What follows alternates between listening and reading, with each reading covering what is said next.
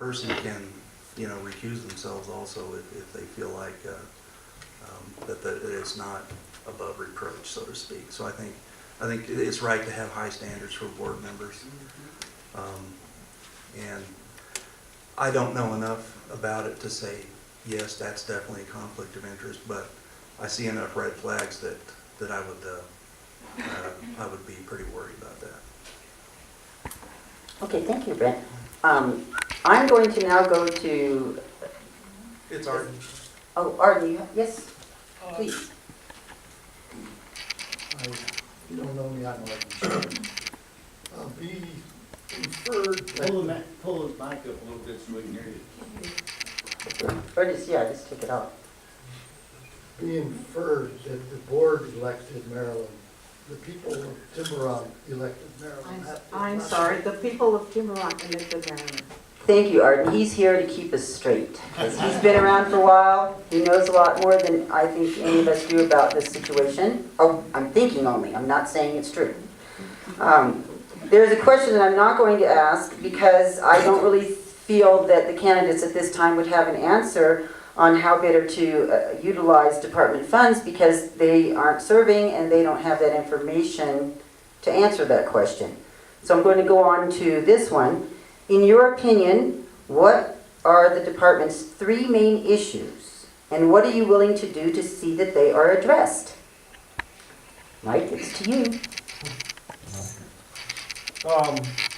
As I stated earlier, the water loss situation that we're encountering and have been encountering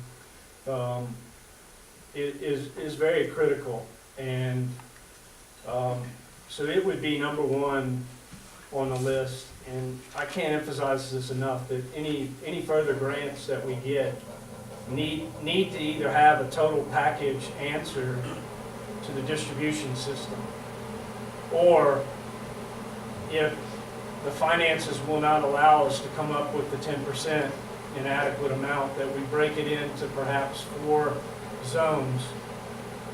With the zone with the greatest amount of leaks found through leaker logs, I don't want to say that I assume that we have a leaker log, but I'm hoping that, do we have a leaker log?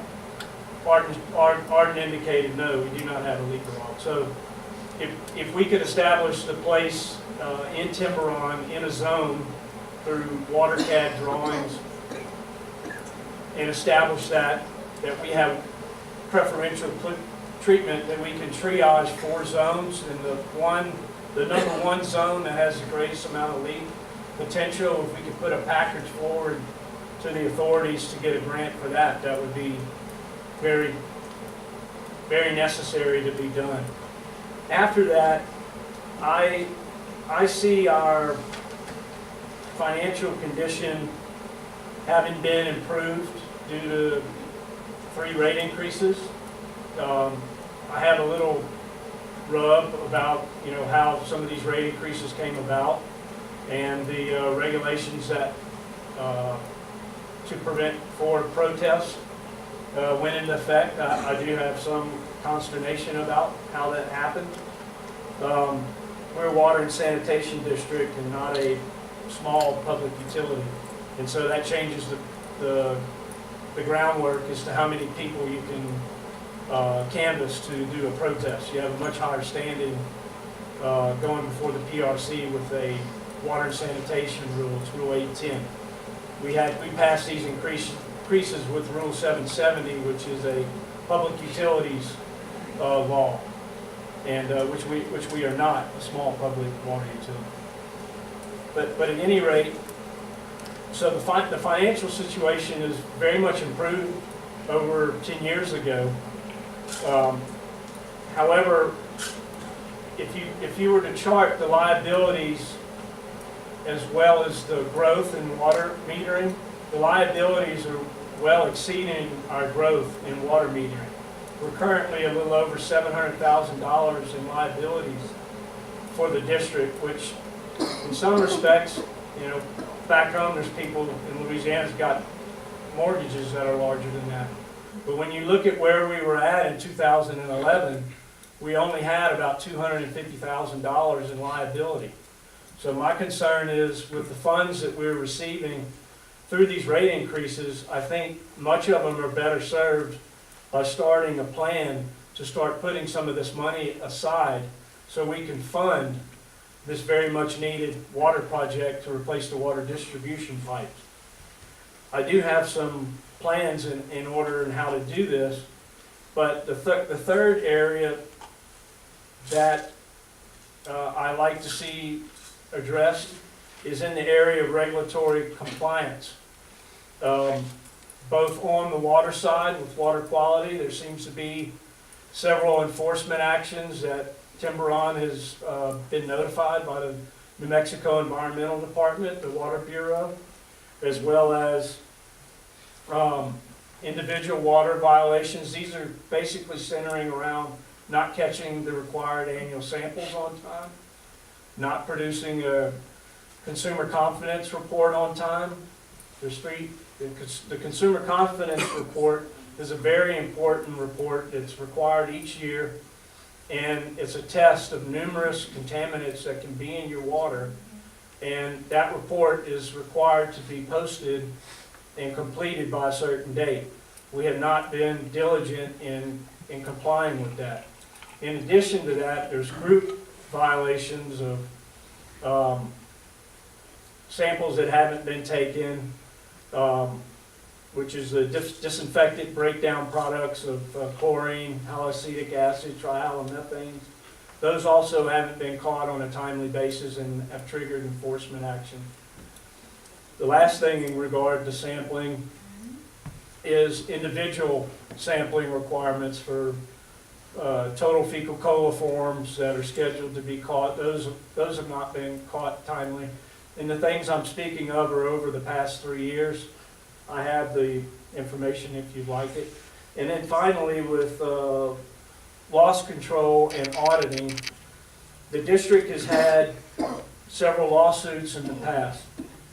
Some individuals consider these lawsuits to be frivolous, and perhaps maybe at some point the issues surrounding the lawsuits to some may be considered frivolous.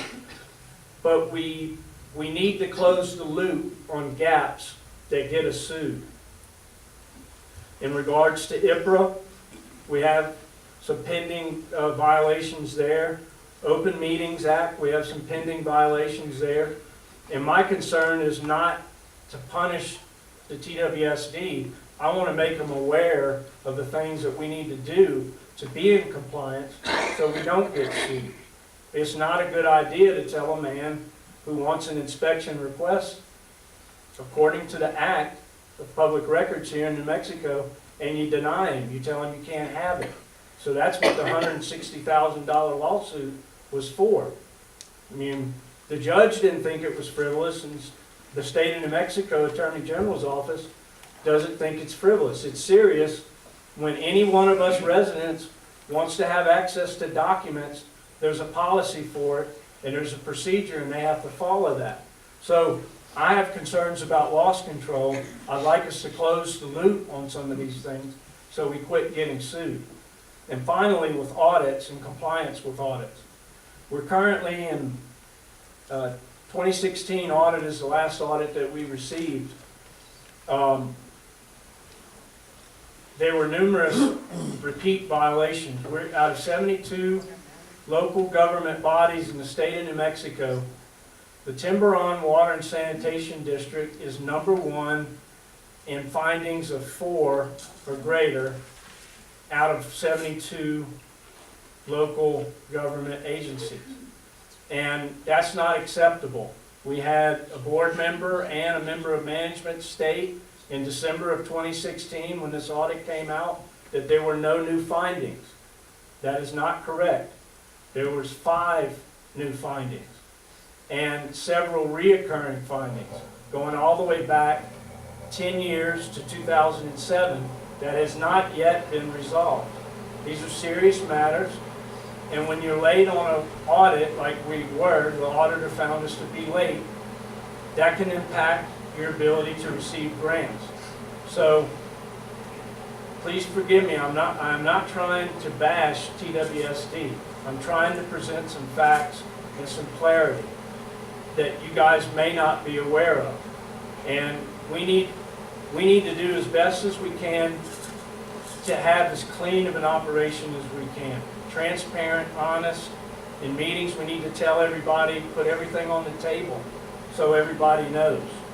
So that's my answer to that question. Thank you, Mike. Now, B. I am with Mike. The water loss is a very important issue that we need to resolve as quickly as possible. We need to be diligent and apply for grants. There's lots of grants out there that we could get, even if it's just a small amount, any little thing would help us. We need to be vigilant about keeping track of our grants, not spending grant money on anything else other than what the grant is for.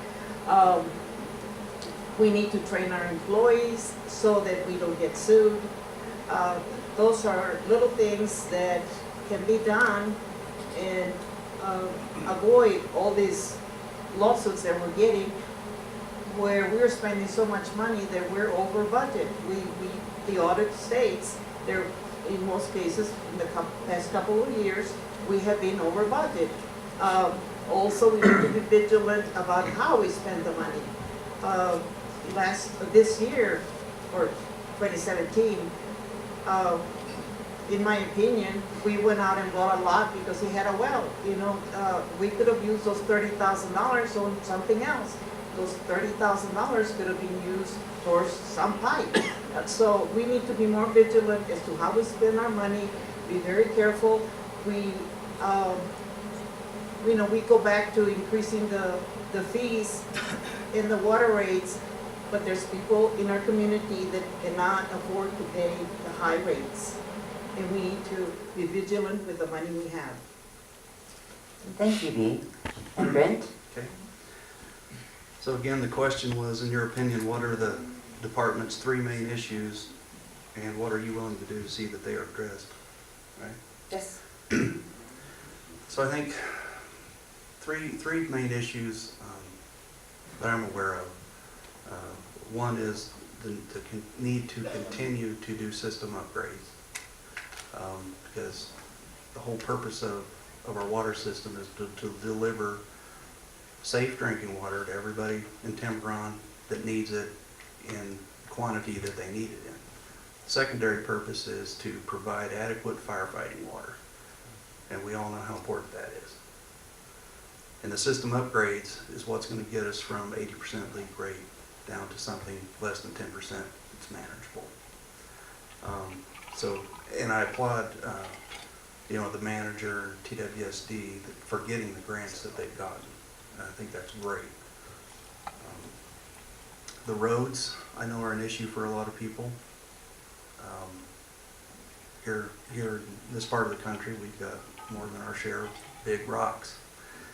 And I grew up on the end of a dirt road, but the road was all dirt.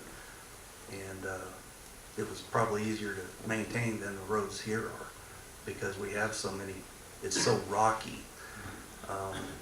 And I do know, I've heard talk about, potentially getting a rock crusher. I remember as a kid, my dad used to run one of those things and work on it. But we got plenty of rocks, but we don't have plenty of small rocks.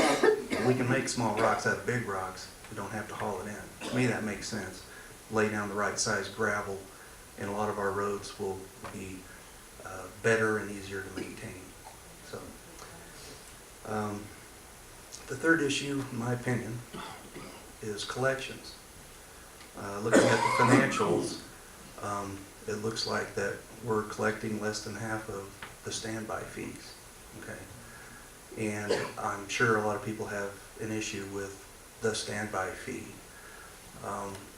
but I think of it this way, and I'll use an analogy to kind of explain what my line of thinking is.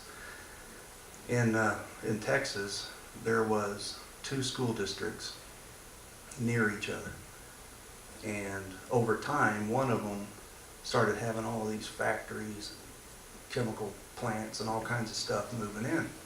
and it generated a lot of revenue for the school district. Kids had the best of everything, new schools, they had individual computers, you name it, they had it. The other school district was in a relatively poor area, and the state changed up the district lines to make it more equitable. Well, the school district that used to have all the money sued the state, and they lost. And the judge reminded them that those district lines are drawn and they will be redrawn for the needs of the people. It's just a tool. It's just a way to manage it. And taxes and fees fall into that same kind of thing. You know, the district, any operation, money-wise, you know, the going outs can't be bigger than the coming ins. If it is, it's not solid. It's not feasible to go on. And so they come up with different ways of billing the customers, because there's fixed costs and there's variable costs. Variable costs, how much water are we using, that varies. But the fixed cost is, you know, the cost of the people who maintain the system, maintenance costs, you know, for the water system, and the administrative support and so on. So they try to address it with different mechanisms that, you know, they hope to be fair. But it seems to me that because they're trying to make everything whole at the end of the day, they're trying to make the going outs less than what's coming in, or less than or equal to it. If half the people are paying it and the other half isn't, then you have to have higher fees to get more out of the half that are paying it, and that's not fair. We may need to look at possibly lowering the rate and getting commitments from people to understand what that is, what it's for, and have people who have the means to pay it, right? However you divide it up, all that money is to keep the water system functioning and to plan for the future, you know. And I don't know the history of all of it, but it's kind of alarming when I see, you know, that's a lot of money that's doubtful. It's not going to be collected. And that's money that needs to be applied to the system. So, to me, collections, and because it's been stated, and you can look at the numbers, that if you could collect all of that, then we're whole. So it seems to me collections are the third important thing. Thank you, Brent. Okay, I have just a couple more here. And again, when you, yes, miss, yes, please. I have a couple things I need to correct. You stated that we were over budget the last 2 years. That's not correct. We've had a surplus for the last 2 years. If you look at audits, they're pretty misleading, because a bean is not a bean is not a bean with an auditor. You know, the budget has been, we've had a surplus the last 2 years from the budget to what we bring in to what goes out. Second, we have filed our first foreclosure on F&S, and that's probably started a lot of this problem, because people who have not paid for 15 to 20 years are fighting us now about everything, misleading everybody in town, because they don't want to pay up on what they owe us. And but we have filed the first foreclosure. We plan on keep doing it till people pay up. Thank you. Thank you, Arden. We have some comments on that. I just need to clarify that my information is from the auditor's report. I have not been with your treasurer Every time we ask him a question, he's not forthcoming. I got all my information from the auditor's